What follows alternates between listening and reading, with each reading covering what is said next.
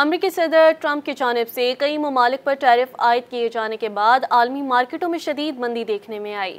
تیل کی قیمت بھی 7% گر گئی۔ دوسری جانب وائٹ ہاؤس کا مسلسل اصرار ہے کہ امریکی معیشت فتح یاب ہوگی۔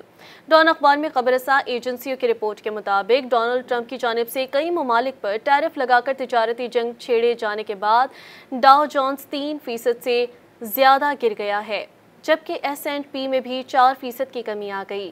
اسی طرح نیسڈیک میں بھی 5% سے زیادہ کی گراوٹ دیکھی گئی۔ ڈونلڈ ٹرمپ کے بدھ کے اعلان کے بعد ایشیا اور یورپ کی مارکیٹیں بھی غیر یقینی کی صورتحال سے دوچار ہو گئی ہیں۔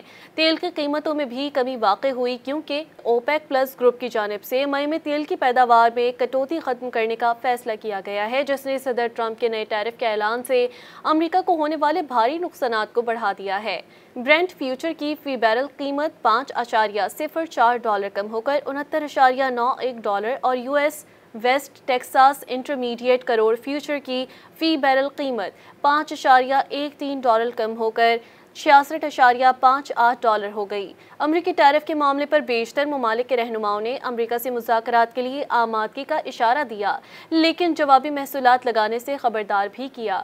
امریکی صدر نے تمام ممالک پر 10% درآمدی ڈیوٹی عائد کی اور درجنوں مخصوص ممالک بشمول بڑے تجارتی شراکت دار چین اور یورپی یونین سے درآمدات پر کہیں زیادہ محصولات لگائے۔ انہوں نے تمام غیر ملکی کاروں پر 25% کے الگ الگ ٹیرف لاگو کر دیے، جن کے جواب میں کینیڈا نے بھی فوری طور پر امریکی درآمدات پر اسی طرح کے محصولات لگا کر جواب دیا۔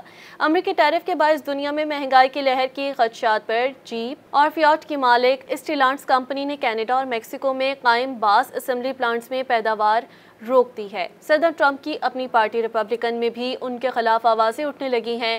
ریپبلکن سینیٹر مچ میک کونل نے ٹیرف کو خراب پالیسی قرار دیتے ہوئے ٹرمپ کے موقف سے دوری اختیار کر لی۔ ان کا کہنا تھا کہ امریکہ کو اپنی صنعت اور کارکنوں کی خوشحالی کے لیے اتحادیوں کے ساتھ مل کر کام کرنے کی ضرورت ہے، ان کے خلاف نہیں۔ دوسری جانب صدر ٹرمپ دیگر ممالک کو امریکی قوانین اور شرائط کے تحت تجارت پر مجبور کرنے تک ٹیرف کے نفاذ کے لیے پرعزم دکھائی دیتے ہیں۔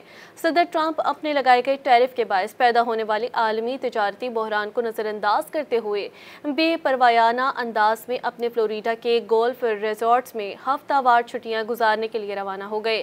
اس موقع پر انہوں نے غیر معمولی دعویٰ بھی کیا کہ اس اسٹاکس کی قیمتیں پھر سے بڑھ جائیں گی۔